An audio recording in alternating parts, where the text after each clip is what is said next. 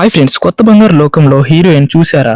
Friends, 2008లో వచ్చిన కొత్త బంగారు లోకంలో చిత్రంలో తెలుగు ప్రేక్షకులకి దగ్గరైంది.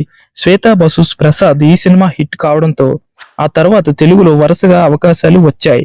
కానీ సరైన కథలు ఎంచుకోకపోవడంతో వరుసగా ఫ్లాప్లే దక్కాయి. ఇక టాలీవుడ్ లో అవకాశాలు తగ్గిపోవడంతో బాలీవుడ్ కి వెళ్లిపోయింది.